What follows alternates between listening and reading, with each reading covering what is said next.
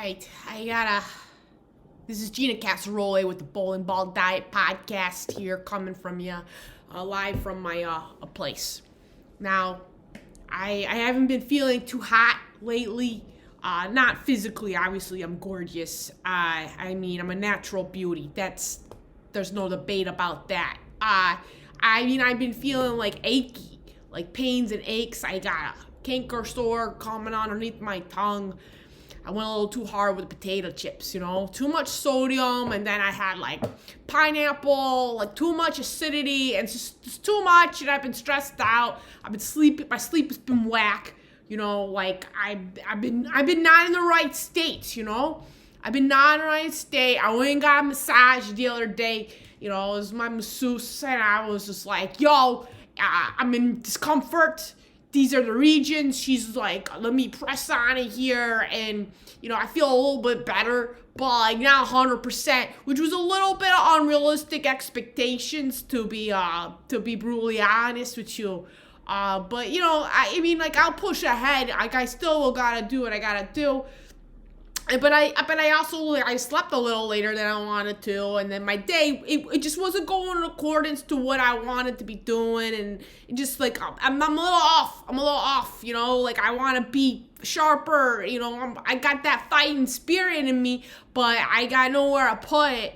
And I'm just like, well, what can I do? So like, I was like, I can change the way I view today. Like, if the day's not done, like, yeah, sure, 3/4 of it is done. I can't change what I didn't do earlier, but I can change how I take this moment right now and how I take the next moment, Like, I can do that. That's literally, the ball is in my court.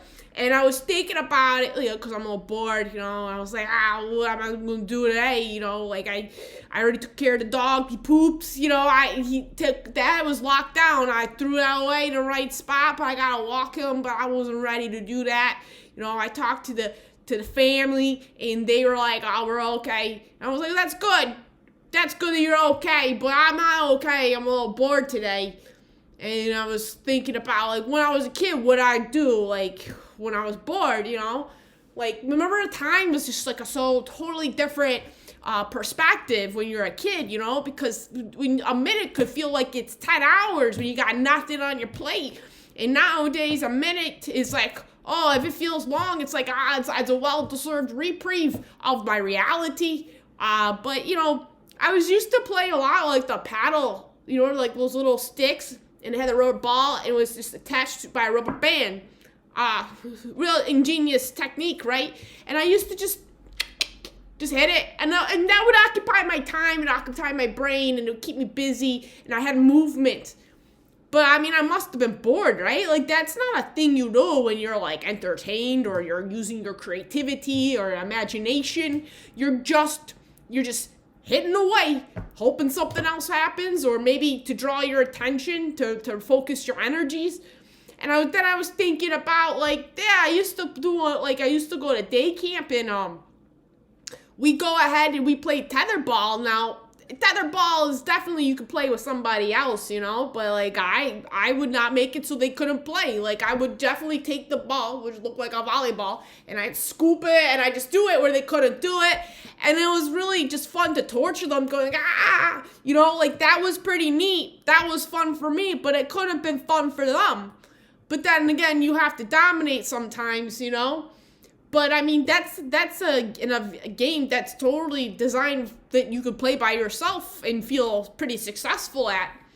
And, but it's also a thing you do when you're bored. And I was just thinking about, like, you are in control of how you view your time, right? Like, that is, like, at least I did something. I got something out of my system. You are the one who gets to define what boredom is. And is boredom the worst thing ever? Because maybe that means you need to take a pause. Maybe you need to see and realign your energy so you can have ones that you can guide yourself to.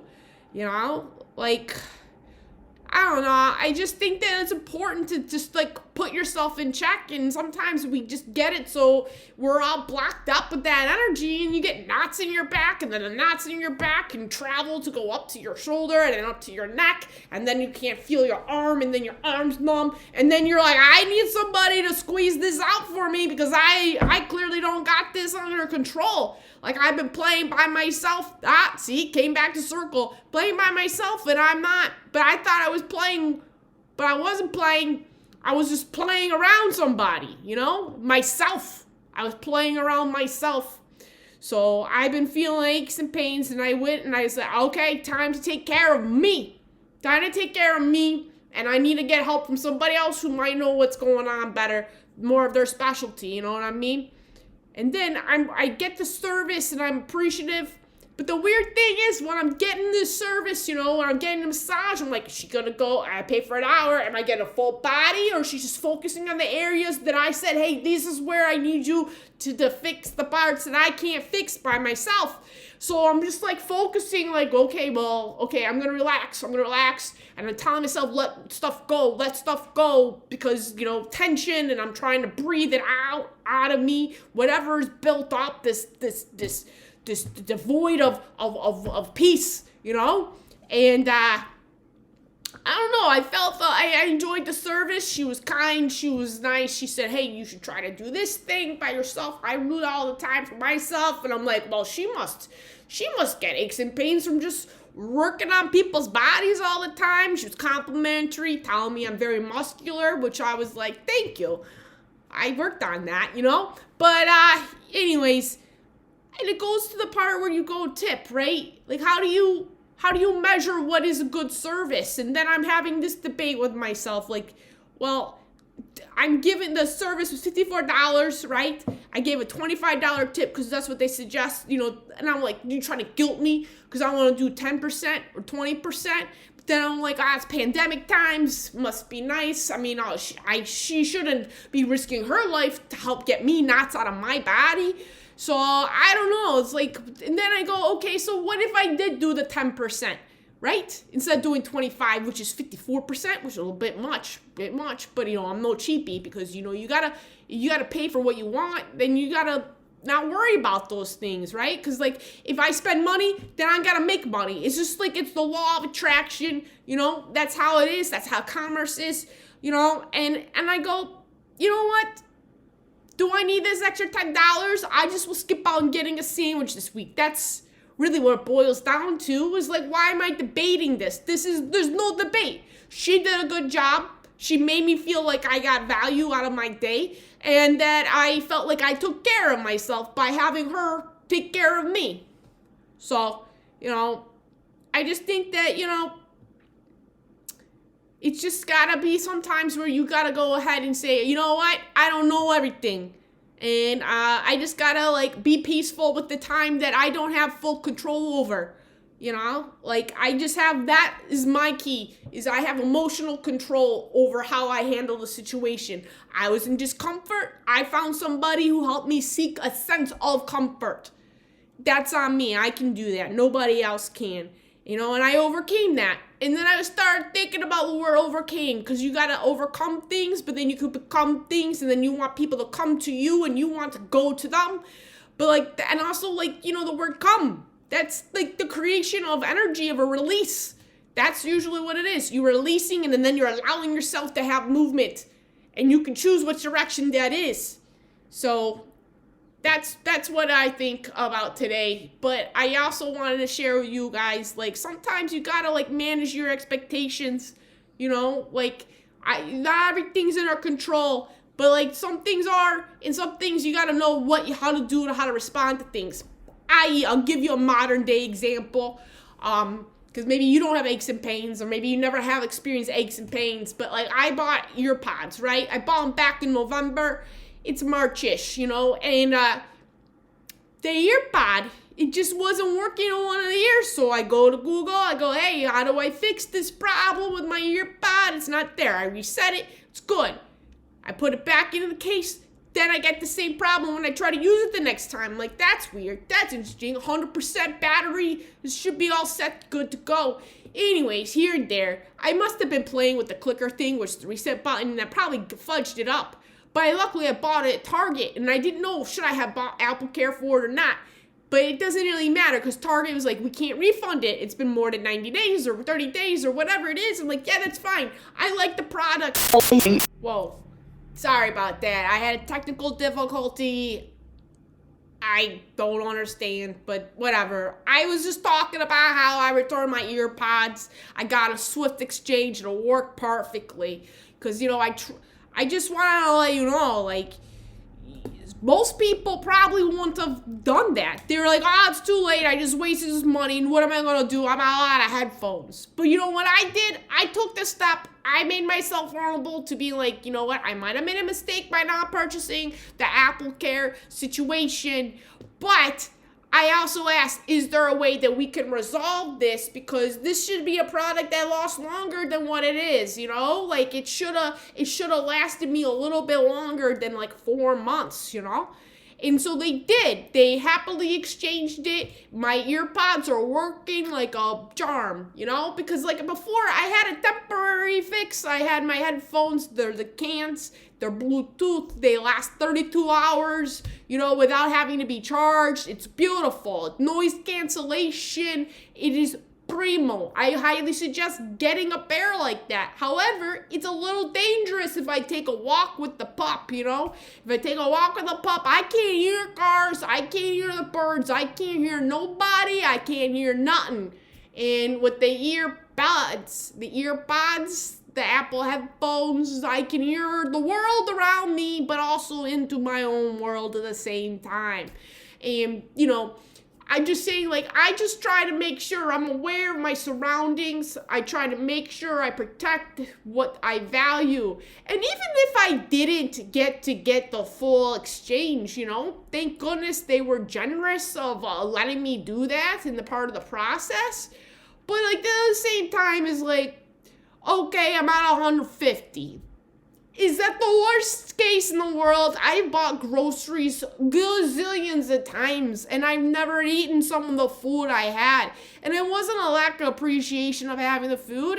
Sometimes I wasn't interested in it. Sometimes I just never got to it, or the food got rotten, or I ate somewhere else. It's like, I'm not gonna, like, dive deep into, like, why I don't always eat my food, but I'm saying I've wasted money before on other things. I've certainly bought shirts and t-shirts and jeans that ain't fit right, It doesn't mean that, like, their clothes is a bad quality, and there's stuff that I bought that was supposed to be high quality that didn't last and wasn't as tangible. Clothes they used to make in the 1940s, they didn't cost that much, but they made more quality, but they didn't have to make mass production of it either. They didn't have malls or anything like that. And again, I'm getting a little off track here, but the point I'm trying to make is that you sometimes have to go and evaluate, is this worth a problem? Is there a resolution? Is there a way I can handle it? Is there a way where I can feel like I take charge of the situation and so I can move forward so it's not something that holds me back or it makes me in a dangerous spot? Like, you can find things to way to handle things in ways that, are bigger than what you think. And sometimes they're just the very obvious choices. So anyways, I don't want to take too much of your time here, but, like, I'm just so excited that I'm doing this podcast, because it's like, I think I have a lot to offer people, and I have a lot of nuggets of wisdom, and I think that, we don't need to complicate things, like, I'm not dressing up for you. I'm coming from the heart, and, like, the heart says, like, I gotta share stuff with you guys, and I think that you guys need to hear this, and it's not like it's groundbreaking, and you don't need to have a fancy degree or millions or billions of dollars to know how to, like, generate good energy in your life, Like, complaining is a whole totally newfound modern century thing, and complaining and making it public is just, like, what people do now, and it's like white flagging, like, this is who I am, and this is who I always am going to be, and this is how I'm always going to operate. And that is, like, not a winning mentality, okay? You get to win every single day you get to breathe.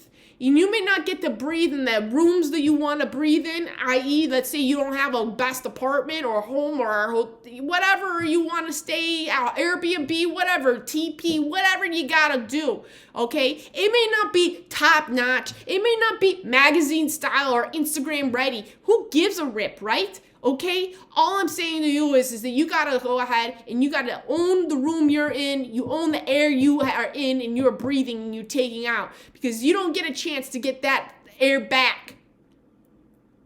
Yeah. Anyways, I just want to let you guys know that, like, you are in charge of your mindset. I came up with the bowling ball diet. Not many people always know about it, but it's about how the fact that, like, if you want to make changes, you get to decide, okay, or you want to lose weight or do you want to release weight? Do you want to go ahead and you gotta like say to yourself, hey, you know what? Everyone's saying this is what I should do, but just because everyone's saying you gotta do something doesn't mean that that's what you gotta do for you, you know? Like, if you want to, you get to say, you don't get to say you lose weight by pounds, you can say you lose weight by bowling balls. I mean, the bowling balls is, like, honestly, like, you guys can't handle it. I'm going to make a presentation for you sooner than later about it, but, like, the bowling ball diet is all about, like, yeah, okay, here's an example. Okay, a typical bowling ball diet food is what? Nachos and cheese, right? Why do you have to use, like, cheese from a can? You don't need to use Velveeta.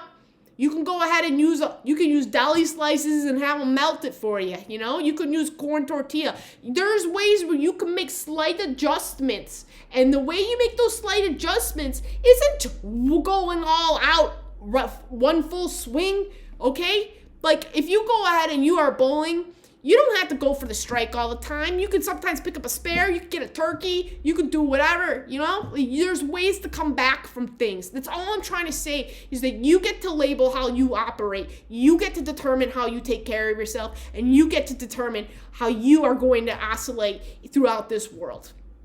Anyways, I've been Gina. I'm Gina. This is my podcast, The Bowling Ball Diet. Talk to you soon. Have a good one and stay blessed.